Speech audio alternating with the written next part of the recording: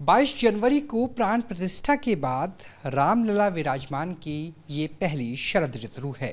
शरद ऋतु की शुरुआत जो वस्त्रों के आधार पे होगी वो होगी 20 नवंबर से अगम मास की पंचमी को लेकर, जिसका जो डिज़ाइन है वो तैयार कर लिया गया है, जिसमें धीरे धीरे पश्मीना का इस्तेमाल किया जाएगा और लद्दाख से पश्मीना आएगी। उसके अलावा अगर उसके पूरे के पूरे डिज़ाइन की बात करें, जिसमें हिमालयन जो राज्य हैं भारत के, उत्तराखंड, हिमाचल प्रदेश, उसकी भी प्रमुखता रहेगी।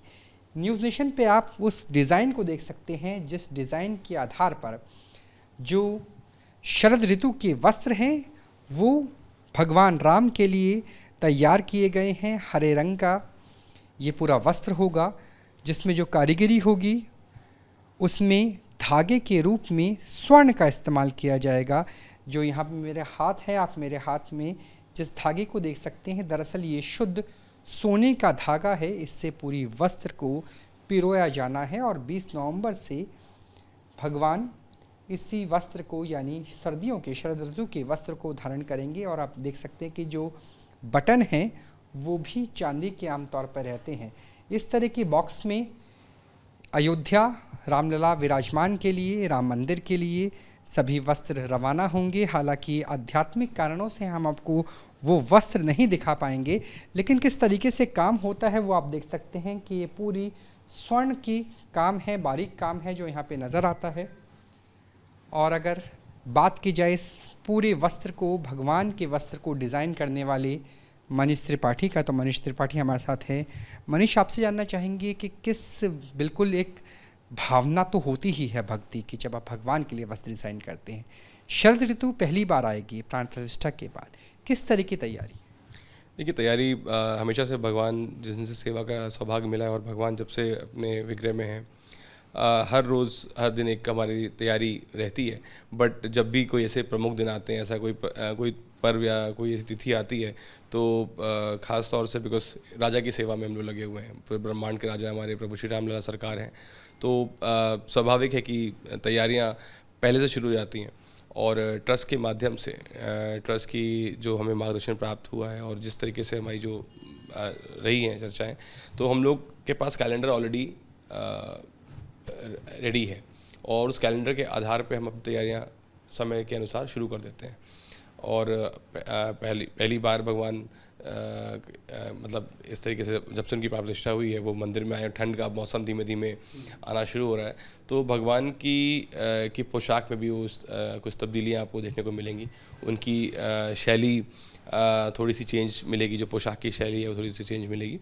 और बताना चाहूँगा कि क्योंकि हम संकल्पित हैं, हमारे एक नियम भी जो तय हुआ है मंदिर ट्रस्ट द्वारा कि भगवान जो है वो हस्तकरघा और हैंडलूम ही धारण करेंगे भगवान। तो इसीलिए जो भी भगवान की जो नित्य पोशाक आप देखते हैं वो किसी न किसी प्रांत, किसी न किसी राज्य की होती है, जो प्रभु के चरणों में अर्पित की जाती है।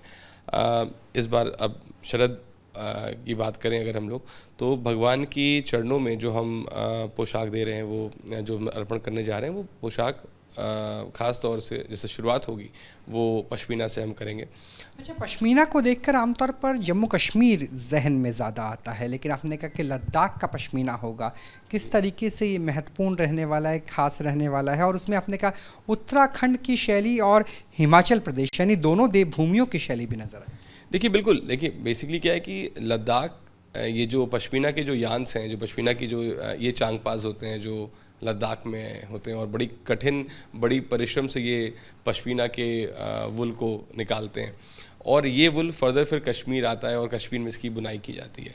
तो अब जैसे कि अगर लद्दाख एक अलग इंडिपेंडेंट उसको अपना मिला हुआ है, अपना स्टेटस है, तो मैं चाहता हूँ कि आज प्रभु की सेवा के थ्रू लोगों को पता लगे कि पश्मीना असल में लद्दाख से आता है। और उसमें उत्तराखंड और हिमाचल दोनों देवभूमियों का क्या? जी देखिए, जैसे कि अब धीमे धीमे अब जब ठंड बढ़ेगी, जैसे भी आज हम लोग जब हल्की ठंड होगी तो भगवान सिर्फ पश्मीना का शायद अंग वस्त्र धारण करेंगे।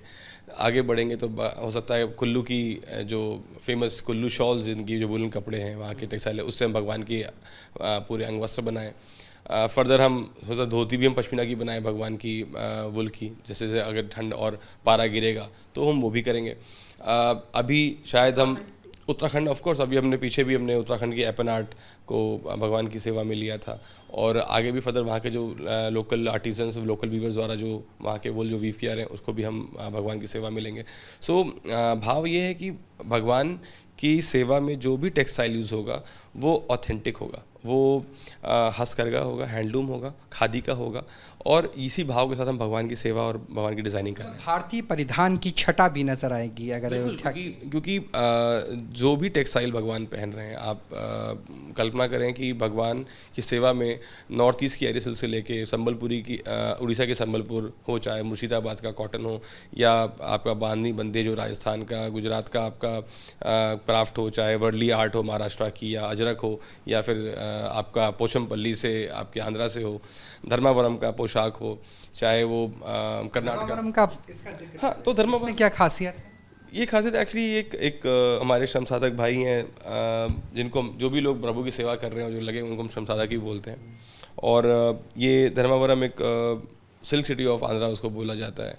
तो आप समझिए कि उस जगह पे ये रियल जरी पे ये पोशाक भगवान की वीव करी हुई है, और इसे पद्मशाली वीवर कम्युनिटी द्वारा वीव किया गया है। और इसमें सोने का काम, हाँ, ये सोने का तार है मेरे, ये वहाँ की स्पेशलिटी है कि ये असली जरी से कपड़ा बुना गया है। अमूमन बहुत सा कांजीवरम जो है वो धर्मावरम में ही बनता है।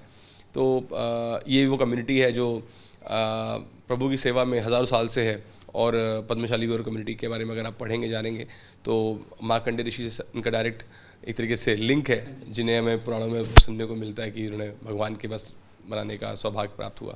तो आज उन्हीं के वंशज हैं ये लोग जो वीव कर रहे हैं। तो मुझे लगा आज ये भी सौभाग्य प्राप्त हुआ कि आज उनके भी संपर्क में आए, और जगह जगह से ये भगवान की चरणों में अलग अलग, क्योंकि इंडिया एक ऐसी क्राफ्ट ऐसी कंट्री है जहाँ पे लिविंग क्राफ्ट है, जो हज़ारों साल से, कई सौ सालों से जो उन्होंने अपनी धरोहर को बचा के रखा है, आज भगवान के थ्रू शायद दोबारा वर्ल्ड उसको देखेगा, जानेगा। अच्छा, डिज़ाइन की अगर बात करें, क्योंकि आपने डिज़ाइन तैयार किया है अंग वस्त्र का, खासतौर पर शरद ऋतु के लिहाज से, इस डिज़ाइन में क्या कुछ खास है? इसमें भी भारत की छटा नज़र आती है? देखिए, बेसिकली क्या है, जो इसमें जो मोटिव्स वगैरह है ना, आप अभी तो ये तो एक डूडल स्केच है जो हमारी टीम के लिए इंटरनली यूज़ होता है। अब जैसे आपसे मैंने कहा कि हमारी कुछ मर्यादाएं बंधी हुई कि हम भगवान की पोशाक की सारी चीज़ें नहीं दिखा सकते, लेकिन जो मोटिव्स हैं वो वैष्णव चिन्ह से इंस्पायर्ड हैं। और इसमें अमूमन हम ज़्यादातर भगवान की पोशाक बनाते हैं तो हम पद्म का इस्तेमाल ज़रूर करते हैं, कमल का इस्तेमाल ज़रूर करते हैं, और साथ ही साथ जो भी इसमें जो कढ़ाई होगी उसमें सोने के तार लगेंगे। जो पोशाक है स्पेशल है तो ग्रीन कलर की होगी। अभी जो भगवान के लिए पोशाक बना रहे हैं 20 नवंबर के लिए, उसमें सिल्क भी होगा, सिल्क के साथ में स्वर्ण की कढ़ाइयाँ होंगी, पश्मीना का हो सकता है अंग वस्त्र हो या स्टोल हो, और उसमें फिर हम सिल्क कहाँ से आने वाला? सिल्क आ चुका है हाँ, सिल्क साउथ से है, हाँ, दक्षिण भारत से, और वो भी आपको देखने को मिलेगा। तो ऐसी तमाम चीज़ें हैं जो मतलब हम भगवान की सेवा में लेते रहेंगे। और जैसे फर्दर आगे ठंड बढ़ेगी तो वही जो धोती है शायद वो वही धोती पश्मीना की हो जाए।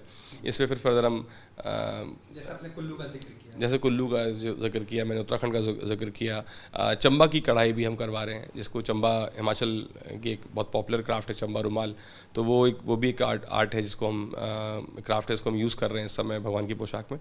तो जगह जगह अब जैसे इस तरह का मौसम आया हुआ है, ठंडी का समय आ रहा है, तो कुछ वहाँ की क्राफ्ट और टेक्सटाइल को यूज़ करेंगे। फर्दर हम कुछ अमेलगमेट भी करेंगे वहाँ के टेक्सटाइल लिए, और शायद छपाई हम जो है वो राजस्थान से कराएं, या उसकी रंगाई जो हम राजस्थान से कराएं या गुजरात से कराएं, तो वो भी करेंगे। तो मतलब इस तरह की छोटी छोटी चीज़ें अलग अलग प्रांतों के, अलग अलग राज्यों से वहाँ की टेक्सटाइल, वहाँ का क्राफ्ट, वहाँ का वैल्यूडेशन वो करके वो सब कुछ, सबका समायोजन इस कार्यशाला पे होता है। और जो हमारे जो श्रम साधक यहाँ पे बैठे हुए हैं उसको बनाते हैं और भगवान के को अर्पण करते हैं। न्यूज़ नेशन को वक्त देने के लिए बहुत बहुत धन्यवाद। जय श्री राम। धन्यवाद। जय श्री राम। तो आप देखिए, अगर उपमा अलंकार की बात करें तो श्री राम के लिए, विष्णु जी के लिए कहा जाता है नील कमल से सुंदर नयन। तो कमल के फूल होंगे, हरा रंग होगा, पश्मीना उत्तर यानी लद्दाख से आएगा, और सिल्क यानी रेशम दक्षिण से आएगा। स्वर्ण जो यहाँ पे मुझे आप हाथ में आप देख सकते हैं, इस तरीके से स्वर्ण से पिरोया जाएगा। चांदी की जो जरी है, बटन है, वो होंगी, और पूरा भारत का वस्त्र, और वो भी पावरलूम नहीं, हैंडलूम हथकरघा के रूप में नजर आएंगे इस बार की शरद ऋतु में श्री राम के वस्त्रों में। कैमरा सहयोगी सिद्धार्थ गुप्ता के साथ राहुल डबास, न्यूज़ नेशन, दिल्ली।